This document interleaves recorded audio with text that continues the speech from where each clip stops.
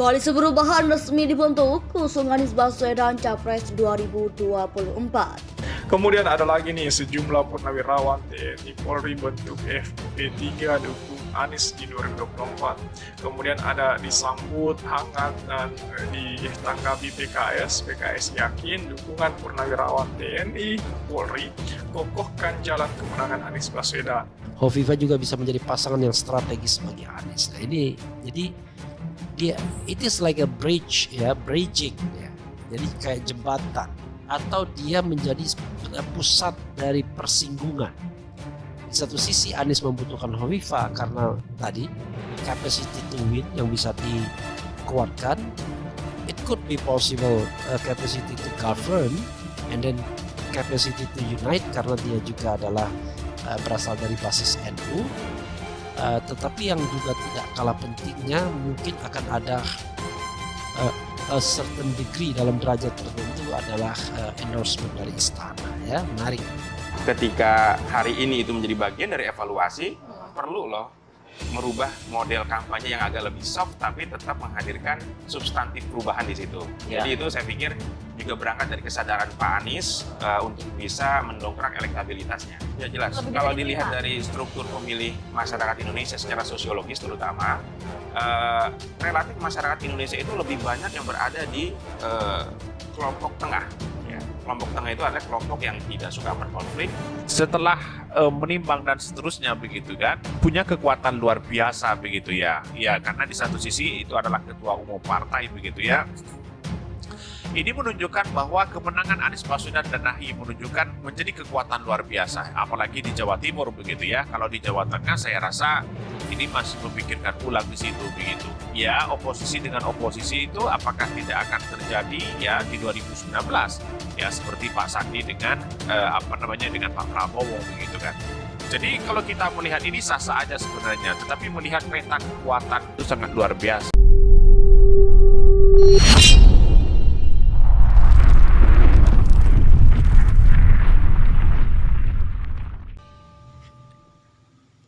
Golkar diprediksi dukung Anies Baswedan pada Pilpres 2024. Refli Harun bilang, Airlangga Hartarto tidak cukup seksi.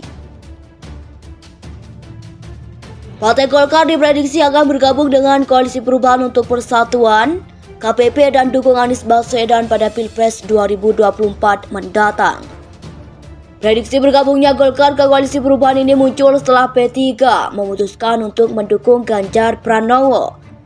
Terlebih, Wakil Ketua Umum Partai Nasdem Ahmad Ali membuka kesempatan kepada Ketua Umum Partai Golkar, Airlangga Hartarto untuk menjadi cawapres Anies Baswedan.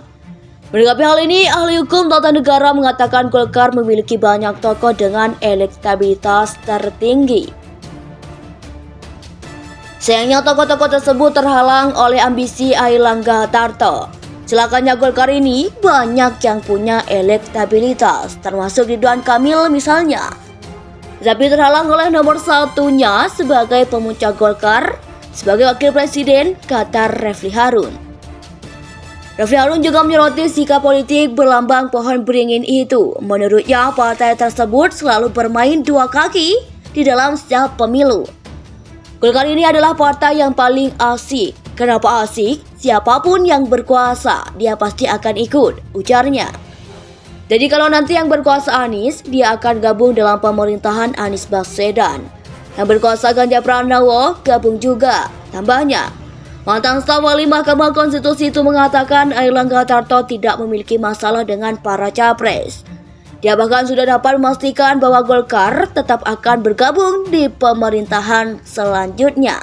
Hal ini pun sangat dilematasi bagi Airlangga. Meski demikian, kata Refli, saat ini Menteri Koordinator Bidang Kemaritiman dan Investasi Menko Marves, Luhut Binsar Panjaitan, masih menjadi Dewan Penasihat Golkar. Bisa saja dia mengarahkan Golkar mendukung Anies Baswedan walaupun Airlangga tidak mendapatkan posisi wakil presiden, tapi itu strategi, tuturnya.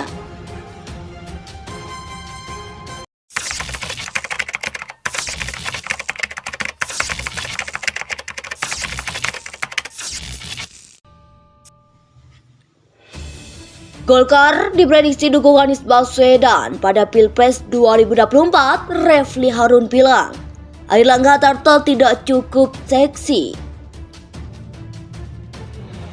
Partai Golkar diprediksi akan bergabung dengan Koalisi Perubahan untuk Persatuan, KPP dan dukung Anies Baswedan pada Pilpres 2024 mendatang. Prediksi bergabungnya Golkar ke Koalisi Perubahan ini muncul setelah P3 memutuskan untuk mendukung Ganjar Pranowo. Terlebih, Wakil Ketua Umum Partai Nasdem Ahmad Ali membuka kesempatan kepada Ketua Umum Partai Golkar, Airlangga Hartarto, untuk menjadi cawapres Anies Baswedan. Menanggapi hal ini, ahli hukum tata negara mengatakan Golkar memiliki banyak tokoh dengan elektabilitas tertinggi. Sayangnya tokoh-tokoh tersebut terhalang oleh ambisi Airlangga Hartarto. Celakanya Golkar ini banyak yang punya elektabilitas, termasuk Ridwan Kamil misalnya. Tetapi terhalang oleh nomor satunya sebagai pemuncak Golkar, sebagai wakil presiden, kata Refli Harun. Refli Harun juga menyoroti sikap politik berlambang pohon beringin itu. Menurutnya, partai tersebut selalu bermain dua kaki di dalam setiap pemilu. Golkar ini adalah partai yang paling asik. Kenapa asik? Siapapun yang berkuasa, dia pasti akan ikut, ujarnya. Jadi kalau nanti yang berkuasa Anies, dia akan gabung dalam pemerintahan Anies Baswedan. Yang berkuasa Ganjar Pranowo, gabung juga, tambahnya. Mantan staf ahli Mahkamah Konstitusi itu mengatakan Airlangga Hartarto tidak memiliki masalah dengan para capres. Dia bahkan sudah dapat memastikan bahwa Golkar tetap akan bergabung di pemerintahan selanjutnya. Hal ini pun sangat dilematasi bagi Airlangga. Meski demikian, kata Refli, saat ini Menteri Koordinator Bidang Kemaritiman dan Investasi Menko Marves, Luhut Binsar Panjaitan, masih menjadi Dewan Penasehat Golkar. Bisa saja dia mengarahkan Golkar mendukung Anies Baswedan walaupun Airlangga tidak mendapatkan posisi Wakil Presiden, tapi itu strategi, tuturnya.